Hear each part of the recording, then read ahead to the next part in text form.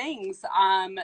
One thing that we've seen a lot of, or that I've seen a lot of doing research over the last couple of weeks, is how are people maxing out when they have limited equipment to use? So what do you recommend to still fit in line with the conjugate method to max out? All right, so obviously you have to have some type of equipment. So let's just say you have a barbell and some plate weight. It's pretty easy for upper body. I would tell you have a wide grip max bench, a medium grip, a close grip max. You have floor press the same, close, medium, and wide grip. That gives you 6 variations. And then I would say that you can also do overhead work if you're someone who has the mobility in your shoulders to do overhead work. Right. And when I say someone who has the mobility in their shoulders, what I'm telling you is that we talk about joint dysfunction. If you cannot go put your arm straight overhead without a pinch in the front of your shoulder or pain in your shoulder, you probably shouldn't go overhead. But if you can achieve straight up and down position without any pain or discomfort in your shoulder, then potentially you can load that overhead. So what it would look like with limited equipment for max effort upper would be I would do, like, say, a wide grip floor press. Then next week maybe do a bench press of either wide, medium, or close grip. Then the third week I'd do some type of overhead. So my overhead could be like a Z press, seated Z press, strict. It could be a standing push press, strict press, or jerk. And I can do that with an axle bar, a log, a straight bar. So let's say you only have a bar available to you. If you look at Z press, a regular seated strict press, if you look at a push press and a push jerk, so you have 4 different variations of overhead, and you have 6 different variations of bench press. You have 10 different variations, 10 weeks. Right. That's plenty to rotate through. Yeah. So, then on lower body, oh, go ahead. No, I was just going to say, what odd objects could you use around your house or in your barn? What I would tell you, unless you're a strongman competitor and you have attachments for your car or truck to do a strongman deadlift or so, you're probably not going to do max effort. Yeah. That's okay. 80% of our volume is accessories anyway, special exercises, and that you can do with stuff around your house. Yeah. It's like I have 5-gallon gas cans, quite a few of them. You can fill those up and you can do farmer's carries with them. You can do a lot of different stuff with things you have around the house. So what I'd tell you is I wouldn't worry then so much about max effort. If you don't have at least a barbell, you're probably not doing max effort. Yeah. Even if you look at like a stone, what weight stones do you have? Well, do you happen to magically have the one that's a max? If you can do a 360 stone or a 380 stone, if you can do a 380 stone and you have a 360 stone, well, you're not doing it. Right. You might do 2 reps or 3 reps or whatever it is with that. So, do what you can, but really concentrate on accessories. Like I said, right now, if you have a fully outfitted gym or a limited outfitted gym that you can still hit max efforts and you can do speed work and you can do your max work and all your accessories, great. If you can't, the number one thing to do is work on accessories, bring up your glaring weaknesses, work on your conditioning, and work on your mobility. And then when you come back, you'll have a great foundation to get back into the strength work, and then you can worry about that stuff when you're back in the gym. Right. That's what I'm saying. Right. What were you going to go on about the lower body, though? For lower body, like I said, if you have a barbell, if you're limited, but you still have some equipment, you can get into close stance squat max, wide stance squat max, close stance to a box, wide stance to a box or bench. You can do front squat, close, wide stance to a box. So that's 3 more variations there. So what I would do is I would do a max squat 1 week, the next week do a max deadlift variation, the next week do a max good morning variation. Oh. Okay, so with the good mornings, you can do arch back, round to arch back, Anderson if you have pins to start off of, or straps. You can have quite a few variations there. You can do a split stance, and we do maxes for good mornings, it's like 3 to 5 reps. Yeah. So, you can do sumo, conventional, snatch grip, Zercher style squat, Zercher style deadlift. basically just pay attention to what they've done in prisons for years to get strong in powerlifting, and then I'll show you some of the maxes you can do. Right. That's where your Zercher squat, Zercher deadlift came from. Yeah. There's no racks, and someone When wants to do strong, that's what's going to happen. when you say for good mornings, why do you recommend like a 3 to 5? Okay, so the 3 to 5 rep max, where it comes into, I guess potentially something, injury rate could be one of them. It's something we talk about, but what the biggest thing is, we go right barely above parallel for most people for a good morning variation. And so the reason why you do a 3 to 5 rep over 1 rep, because you hear us talk about 1 rep max all the time, is because there's a certain level of power output. Power is the amount of distance moved over a period, the amount of weight moved or distance over a period of time, right? And when you look at a deadlift, and a true 1 rep max deadlift, it can be a grinder. And you look at the distance covered and the time it takes to complete that in a competition deadlift, you want to mimic the same amount of time and same amount of power output. Okay. So for us, since we're going right above parallel, you're not going to move the bar as far of a distance. You're not going to strain usually as long. So we just make sure we're straining for the same type of time periods that will directly translate to our sport. Okay. As a portion of it. Huh. That's interesting.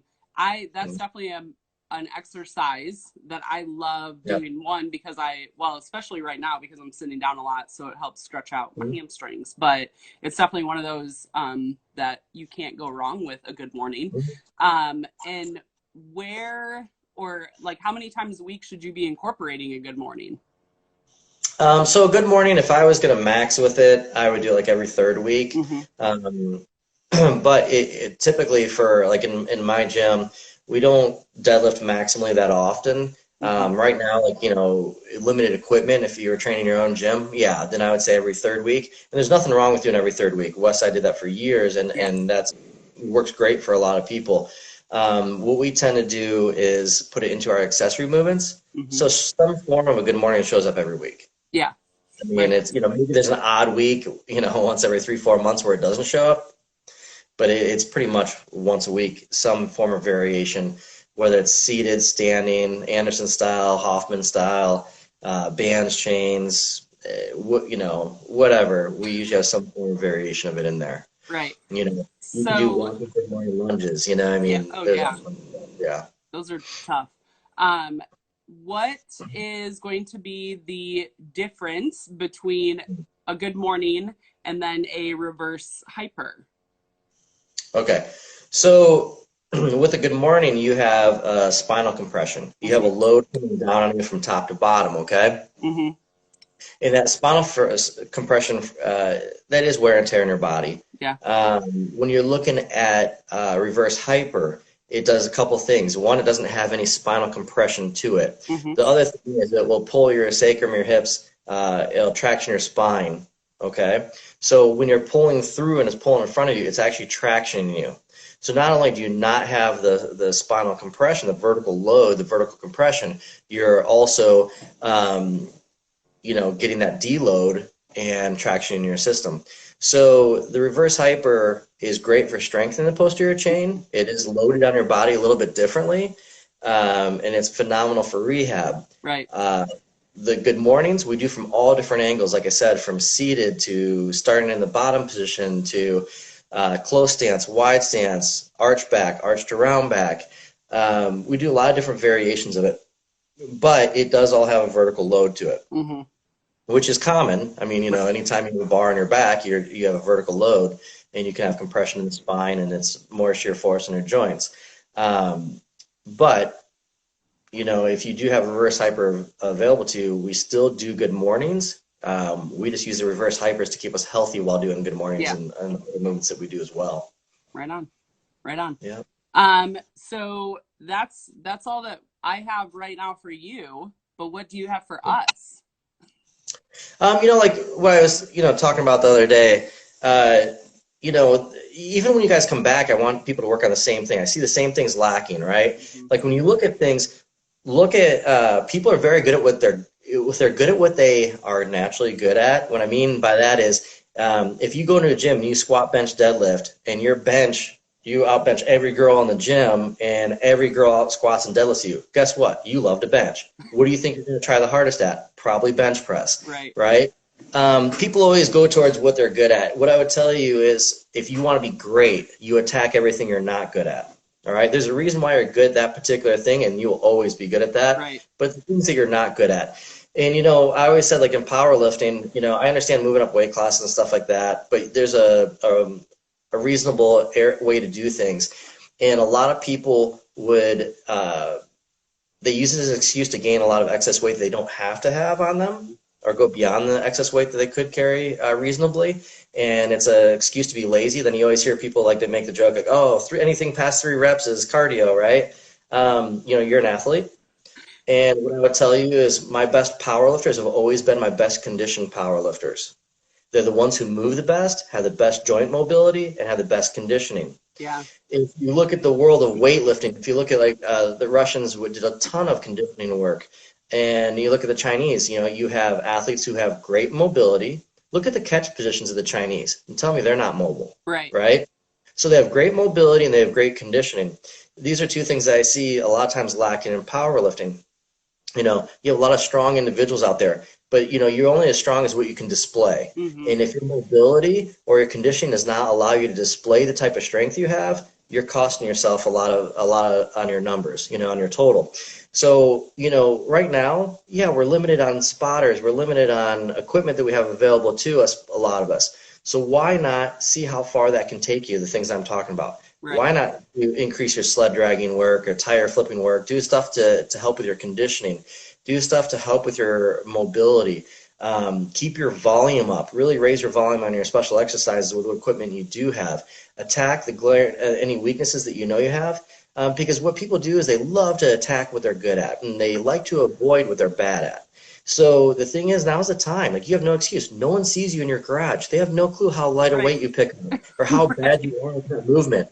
You know, get good at it. So by the time we're back to our gym, you know, no one even notices that it was a deficiency because it's no longer is. Right. You know, but people get afraid of what people are going to think of them. I could care less what people think about me. It's win or lose. You won or you lost. You added to your total or you didn't add to your total. You know, you had a longer career or you got injured. Like, that's just the reality of it. There's no in between, you know. So when it comes down to it, attack that stuff. And nobody's watching you right now. Right. So if you have any consciousness, you know, that you don't want people to see it, nobody knows. Right. Okay. So get to the point to by the time we come back from this stuff, that stuff's no longer an issue for you. Okay. You know, one of the things, you know, obviously I trained Laura throughout her powerlifting career. And a lot of people don't realize what was the advantages and why did she break world records by as much as she did and for how long. And some of the things that people don't think about is that I trained her for bodybuilding first. So then she gained the discipline and understanding of eating for bodybuilding. Now, we adjusted her macronutrient profile to optimize for a strength sport, but she had the discipline of a bodybuilder. You are hard-pressed to find a really good bodybuilder who you won't see them eating at some point. Yeah. You see them bring food with them to the gym. You see them, you know, eating as soon as they're done. You see them have their cooler everywhere. You know, I went to a friend's funeral and I was eating cottage cheese out of a thing while he was getting buried. You know, like, it's just, you know, he was a bodybuilder. He would have respected that. You know, people looked at me like, "What the hell are you doing?" It's like, hey, man, I only have so much time to get all my meals in a day, and I got to train, and I have this added on top. This is not part of my normal schedule. Right. Like, I had the utmost respect for the individual. He would have been glad that I didn't break my nutrition at the time for that. And so the thing about it is, why don't we see that with powerlifters? I don't know.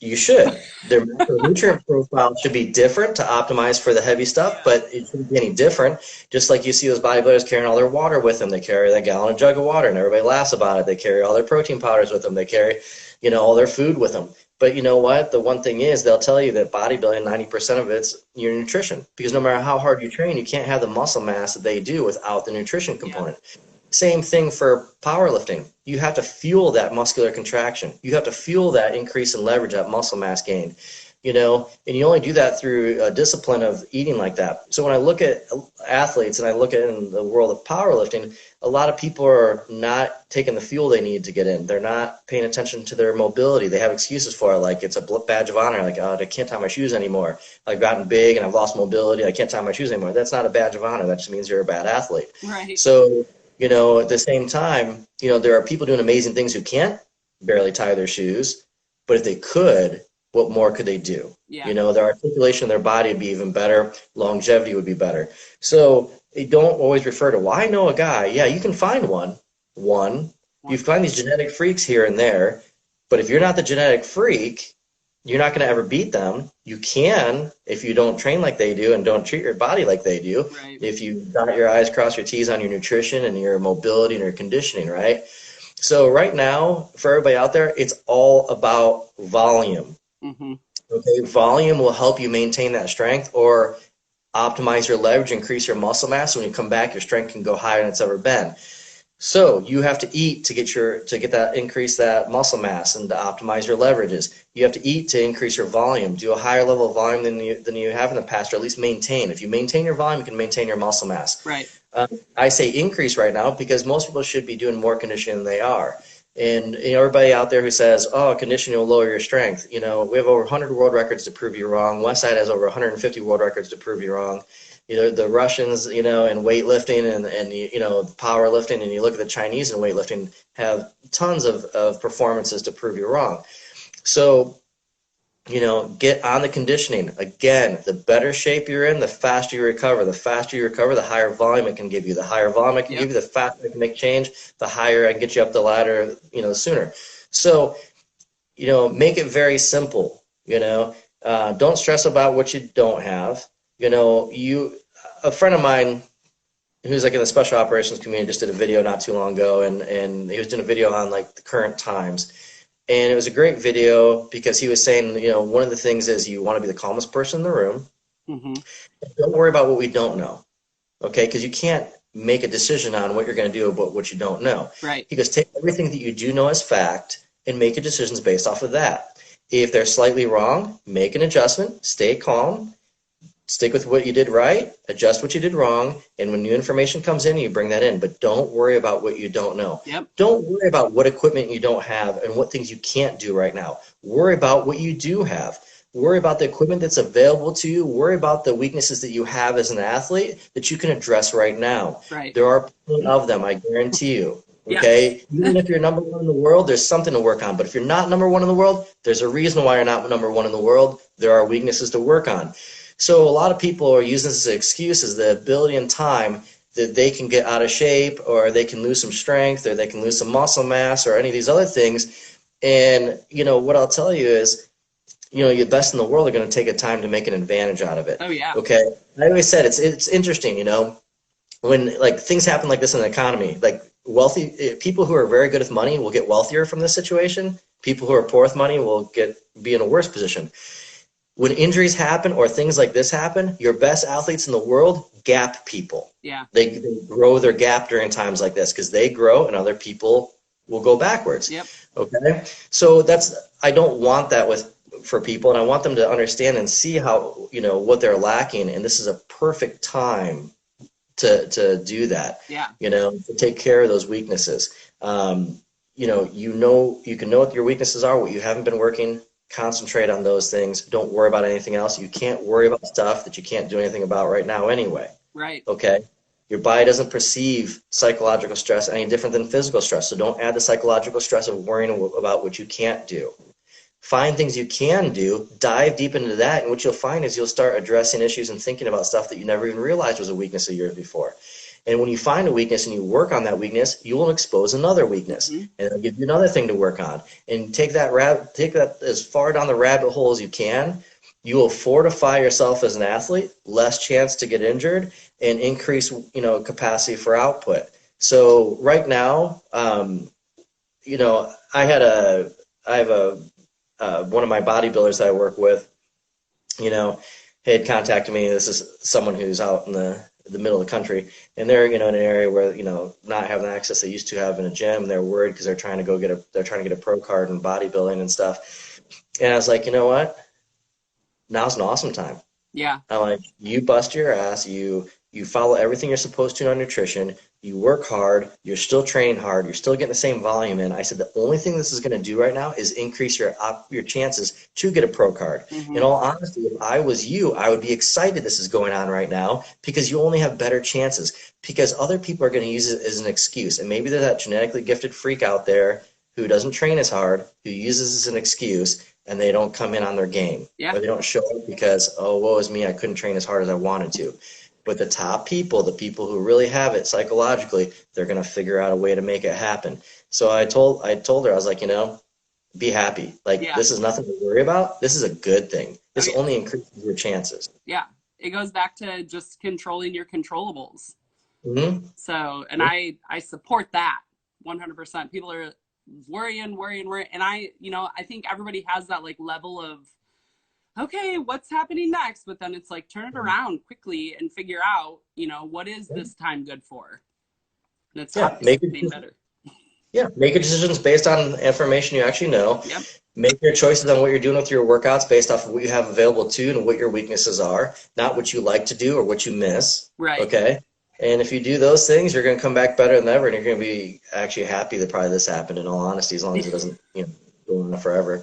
Right. So, soon. High hopes, May 1st. I feel like we're on a good path. Obviously, it's up to Governor DeWine, but I see the end is near, or getting near. There's light at the end of our tunnel. So so for a lot of us, let's say we get back May 1st. We only have a few weeks then. Yeah. Make the most of these next few weeks. Because what I want is for the people who've never really attacked their weaknesses, who really, always have an excuse not to do the mobility work, always have an excuse not to follow nutrition to a T. Well, what are you doing right now? If you're home from work, you have time to make your own food. Yeah. You can eat 6 meals a day. See what that does for you. I always say the juice has to be worth the squeeze. If I work really hard and I put a ton of effort and there's no payback for it, of course I'm not going to do it. But if I put a ton of work in and there's a huge payback, guess what? I change my lifestyle and I figure out where to save time other places. Yeah. Or I'm just like, hey, you know what? I get up a half hour earlier every morning and it's just worth it now, because that much change and that much difference in output in my build is worth it. Yeah. But you won't know that until you do something to execute and find out if the juice is worth a squeeze. Right on. All right. Well, that's it. I have an 11 o'clock. I'm sorry. No problem.